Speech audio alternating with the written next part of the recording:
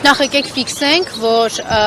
եվրոպական պետություններից ժամանած տարբեր կարգավիճակ ունեցող մարդիկ շատ լավ happy weekend անցկացրեցին,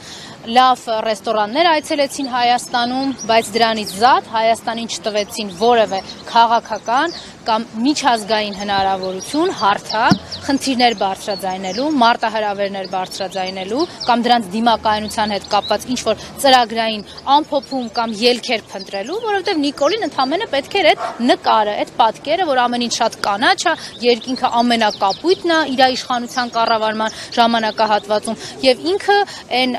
Թուրքին եւ ադրբեջանցուն Հայաստան բերելու անունը եթե դրել է խաղաղություն, ուրեմն դրա համար պիտի ունենա գեղեցիկ ֆոն։ Հիմա եթե եվրոպական քաղաքական համայնքի ղեկավար կազմին բավարարում է ֆոն լինել, որովհետեւ կա քաղաքական աճուրդ եւ առևտուր, որտեղ իրենք արդեն ամեն ինչ տվել առել են, Նիկոլից վերցրել են այն ինչ պետք է եւ իրեն տվել են այստեղ Հայաստանում իշխանավարությունը իր իշխանազավթումը ապահովելու նոր հնարավորություններ, սա մեզ համար այո ցավալի է, մենք պիտի անմիջապես քայլեր ձեռնարկենք, հրապարակային դրանք կլինեն այսպես գործողություններով, իրենց այդ առանձին շփումներով, որպեսզի հասկանան իրենք, որ Հայաստանի Հանրապետությունում նույնականացված չէ Նիկոլը հայ ժողովրդի կամքի հետ։ Նիկոլը նույնը չէ Հայաստանի Հանրապետության հետ, շատ էլ որ հիմա կառավարական շենքերը զավթած ապահում։ Եվ երկրորդ ամենակարևոր ասպեկտը, մեզ համար շատ կարևոր է հասկանալ եվրոպական քաղաքական համայնք ասածը, Հայաստան ԵՄ համաժողով ասածը, իրենից գագաթնաժողով ասածը, իրենից ինչ է ենթադրում։ Դա քաղաքական աճուրդ է, որտեղ ավելի բարձր գին առաջարկող է լինելու, իրան էլ տալու են ներողություն, իրեն էլ տալու են այդ ժողովրդավարության կնիքը։ Թե սա իրականում քաղաքական աճուրդ չի, հենց ժողովրդավարությունը հիմնարար սկզբունքների, ազատությունների եւ իրավունքների մասին է։ Մեզ դեռևս տպավորություն է, որ սա քաղաքական աճուրդ է։ Ով ավելի բարձր գին է առաջարկել, իրան էլ ժողովրդավարության պեչատը տվել են։ Հիմա Նիկոլին են տվել է ժողովրդավարության պեչատը։ Մեզ համար սա անընկալելի է։ Բարով են եկել, շատ լավ է, որ happy weekend են անցկացրել, բայց դա հայ ժողովրդի շնորհքն է եւ ոչ թե Նիկոլի, հայ ժողովուրդը հյուրընկալ ժողովուրդ է եւ մենք որևէ մեկին դեմ չենք հյուրընկալել մեր պետությունում, մեր երկրում, բայց դա մեր ինքնության, մեր ազգային նկարագրի, մեր պետության հաշվին չի լինելու։ Եվ վերջի վերջո, եթե իրենք եկել էին այստեղ ցույց տալու, որ հունիսի 7-ի համար Նիկոլին տալիս են արդեն այդ կնիքը, որ ամեն ինչ նորմալ է, լավ է եւ Նիկոլը կարա շարունակի իշխանազավթումը, մենք դրա հետ էլ հաշտ չենք լինելու։ Իմ մտքին կխնդրեմ անդրադառնալ 3 Մակրոնի արած հայտարարությանը եւ նշեց, որ օրինակ 8 տարի առաջ այստեղ ոչ ոք չէր գա։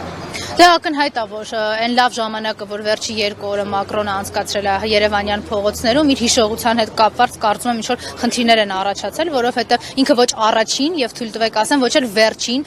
մեր բարեկամ պետության Ֆրանսիայի նախագահն է լինելու, որ այցելելու է Հայաստան եւ իրեն այստեղ շատ լավ են ընդունելու հայ ժողովուրդը, որովհետեւ հայ եւ ֆրանսիացի ժողովուրդները բարեկամ ժողովուրդներ են եւ դա ոչ Մակրոնից է, ոչ էլ առավել եւս Նիկոլից է։ Ինչ վերաբերվում է իրենց այստեղ գալուն եւ Նիկոլին շատ մեծ ռևերանսներ անելուն, ակնհայտ է, որ այն քաղաքական ուղին, որ այսօր Նիկոլը ընտրել է, դա նոր տերերի փնտրտուքը հասել է իր ավարտին։ Այլևս պիտի արևմուտքի կողմից ստացված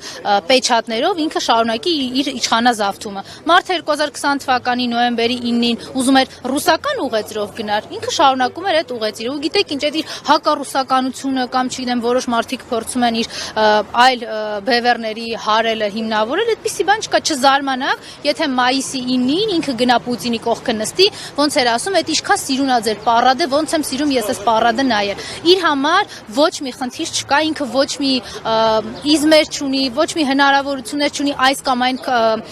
աշխարհաքաղաքական կենտրոններին հարելու կամ չհարելու, ինքը ինչքան պետք է Հայաստանից կտա կբաժանի, նոյեմբերի 9-ով նախատեսված էր Սյունիքում ինչ-որ այլ պետությունների զորքերի տեղակայում, ինքը այդ էր ստորագրել, հիմա թրիփն է պետք, հիմա անունը դրել են մի հատ նոր ֆիրմային ձևակերպումներով, բառերով, back office, front office, դրանով է խաբում հայ ժողովրդին, բայց էությունը մեկն է, որ հնարավորություն է փնտրում Նիկոլը Հայաստանի Հանրապետության հաշվին, մեր իրավունքների ու ազատությունների հաշվին շարունակ իր իշխանազավթումը, մենք դրա հետ հաստ չենք։ Մակրոնը կգա ստեղ, Թրամփը կգա, թե Պուտինը կգա։ Ռուսաստանից բավականին կոշտ արձագանքներ ենք լսում այս այցի վերաբերյալ, Զելենսկու հետ հարաբերությունների վերաբերյալ, սա ինչ հետևանքներ կունենա։ սխալն ու տեսել Կներեք, էլի ես թքած ունեմ, թե Նիկոլի համար ինչ հետևանք կունենա։ Ես ցավում եմ, որ մինչև հիմա Ռուսաստանում կլինի դա, ռուսական մայրաքաղաքում, Մոսկվայում, Բրյուսելում կլինի, չենք կարողացել մենք այստեղ գտնվող քաղաքական ուժերը, մենք որպես հասարակություն մի բան բացատրենք, որ Նիկոլը Հայաստան չէ, Նիկոլը հայ ժողովուրդ չէ եւ Նիկոլը մեզ չի ներկայացնում։ Ցավալիորեն այդ իշխանազավթի բոլոր տեսակի ծաղրական գործողությունները, բացասական գործողությունները, իր այս բանդայով իրականացրած ցանկացած տեսակի գործողություն